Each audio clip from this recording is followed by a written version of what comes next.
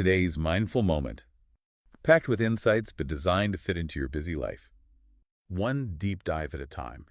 We all know about the Cuban Missile Crisis, right? This super tense standoff, and thankfully it never went nuclear. But, what if it was way closer to like total disaster than we think? Yeah, that's what's so fascinating about this. Yeah, I mean, looking back, it seems like, oh, it all worked out. But our sources for today, they paint a very different picture. They really do. Like the world was teetering right on the edge. For those 13 days in October 1962, a hair's breadth away from something, well, almost unimaginable. And that's what we're going to dive into today, right? Absolutely. Robert F. Kennedy's book, 13 Days. Yes, a first-hand account. Absolutely. And when you combine that with all of the historical analysis that came out afterwards, Yes. it really shows just how incredibly fragile the peace actually was. It really is a deep dive in the sense that we're going to try to extract the big decisions, Absolutely. the massive risks, and the really human elements that somehow, some way, pulled us back from, the brink of nuclear war. It's amazing, yeah. And this isn't just some, history lesson. I mean, this is like a masterclass in leadership under pressure. And there are definitely takeaways here for everyone, especially if if you're ever in a situation where you have to make tough calls. Oh, absolutely, yeah. Like think of this as, condensed wisdom, in crisis management. Really is, yeah. So to set the scene, let's transport ourselves back to the fall of 1962. Okay. Right? Tensions were already pretty high. Yeah. I mean, the Republicans, they were really giving Kennedy a hard time about how he was dealing with Cuba. Yeah, they were very critical. Senator Capehart, I mean, he even publicly suggested that, maybe it was time for military intervention. Wow, okay. Yeah. So you've got this backdrop of political pressure. And then Kennedy's getting these assurances, right, from the Soviet ambassador, Dobrynin, and Khrushchev himself. Yeah. Saying flat out, no way, no how are we putting offensive weapons in Cuba. Right. Khrushchev even said, I respect you, Kennedy. I wouldn't want to embarrass you, especially with elections coming up. Right. Which, looking back now, knowing what we know, is kind of chilling. It's wild, yeah. Because then, October 16th hits. Bam! The U-2 spy plane photos land on the table. And suddenly, there's no denying it. Soviet missiles, medium and intermediate range right in Cuba. These things could travel hundreds, even thousands of miles. Scary stuff. A direct threat to the U.S. Yeah. Robert Kennedy, in his book, he describes the feeling as shocked incredulity. Like all those assurances just gone. A gigantic fabric of lies. Wow. It's also interesting, though, right? Because the intelligence community, they had kind of downplayed this possibility. Really? Yeah, even in reports a few weeks before this happened, they're saying, nah, the Soviets wouldn't do that. The risk of U.S. retaliation is too high. And even crazier, there were reports from agents in Cuba, like a hotel worker, a pilot bragging, hinting at missile activity. Oh, wow. As early as September. But they were dismissed, or... Yeah, they were dismissed. Hindsight's 20/20, right? But still, you have to wonder, even with the photos, right? The immediate problem was convincing the world, hey, this is serious. Right. President Kennedy's first reaction, though, total startled anger. He actually said, he can't do that to me. And think about that for a second. Khrushchev, he's undermining Kennedy's policies. Yeah. Betraying a trust they were, trying to build and creating a huge political problem for Kennedy at home. Right. So Kennedy calls this emergency meeting the EXCOMM. That's the Executive Committee of the National Security Council. Basically, his inner circle, the best of the best. It makes sense. And their job, figure out how to get out of this mess. Wow, pressure. Yeah, I mean, talk about a high-stakes meeting. Totally. Right off the bat, they've got two main options. A fast airstrike, take out the missiles, or a blockade, a naval quarantine of Cuba. Okay, I see. Now, McNamara, the Secretary of Defense, he's pushing hard for the blockade. Why is that? His thinking, and this is a good lesson for anybody, right?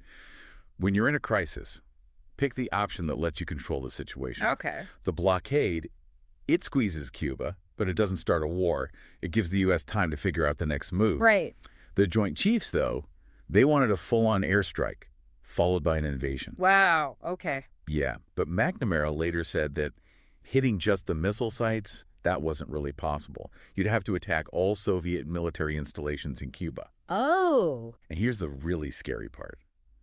He also said that if they'd gone with the Joint Chiefs plan, the full invasion, we might have ended up with a nuclear war right there on the beaches of Cuba. Wow, that's intense. Yeah. And, the blockade, it wasn't a perfect solution either. Right. I mean, there was a real fear that the Soviets would retaliate. Yeah. Berlin, maybe even a counter-blockade.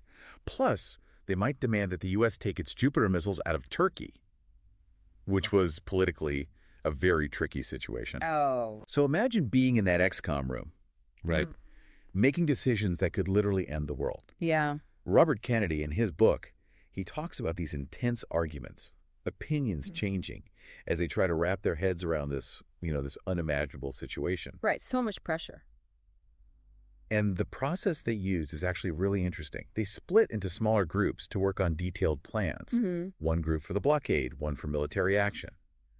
And they tried to think of everything, every possible Soviet response, and how the U.S. would react. That's smart, really trying to think ahead. Yeah. And, different people played key roles in all of this, like Adlai Stevenson. He was the U.S. ambassador to the UN.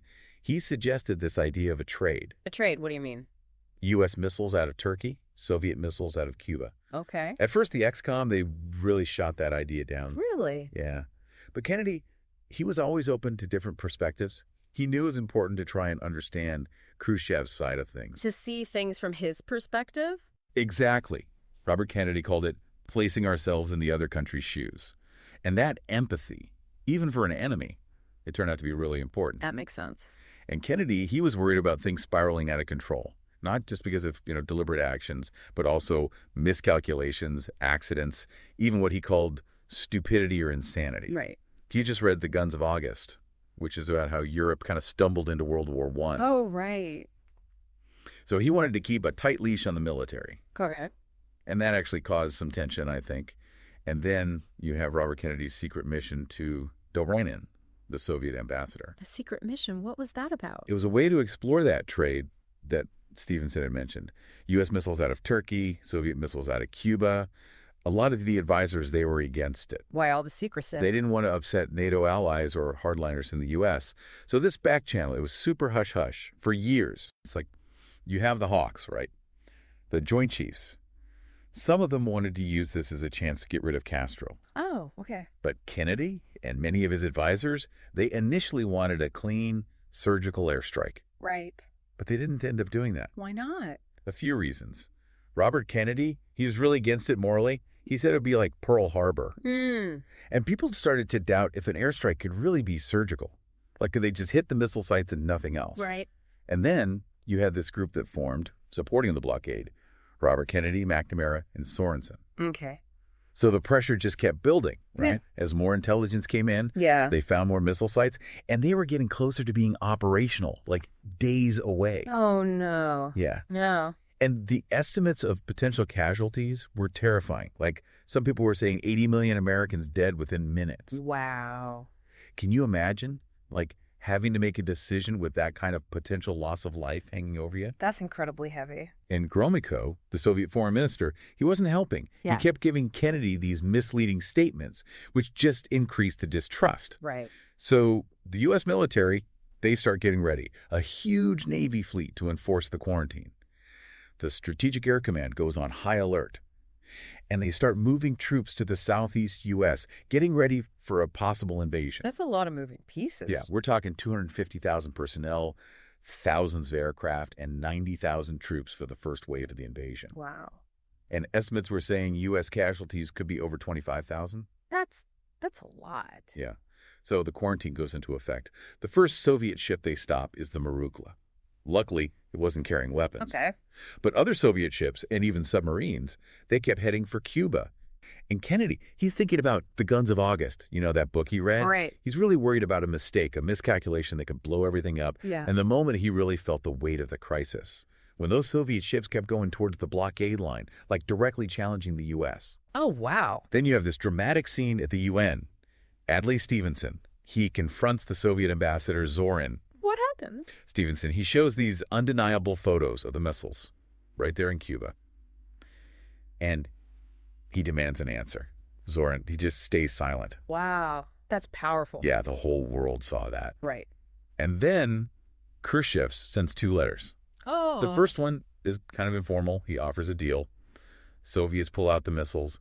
U.S. ends the blockade and promises not to invade Cuba. Okay. The second letter, though, It's more official, more demanding. He wants the U.S. to take its missiles out of Turkey, too. Oh, wow. And then things get even scarier. What happened? A U-2 spy plane that gets shot down over Cuba. Oh, no. Yeah. The pilot, Major Rudolph Anderson Jr., he's killed. And this is a major flashpoint. I mean, this could have easily been the start of a full-blown war. Oh, right.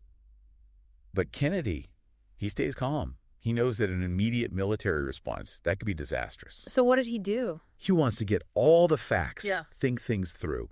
A really good example of staying cool under pressure, which is something we can all learn from. Absolutely. And it's around this time that a secret back channel opens up.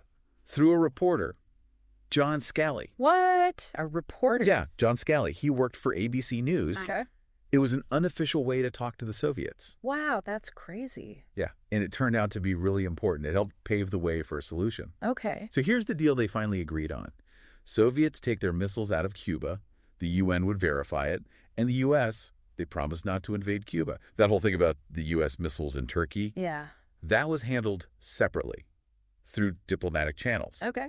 And, you know, according to Robert Kennedy, Khrushchev had a tough time with his own military. Some of those hardliners, they did not want to back down. Really? Yeah. There's this story where Khrushchev's yelling at his generals because they can't guarantee that keeping the missiles won't lead to nuclear war. He supposedly said, to hell with these maniacs. Oh. And Kennedy, he makes a really smart move. What was that? He responds positively to Khrushchev's first letter, the one that was more conciliatory. And he ignores the second letter, the one with the demands. That's clever.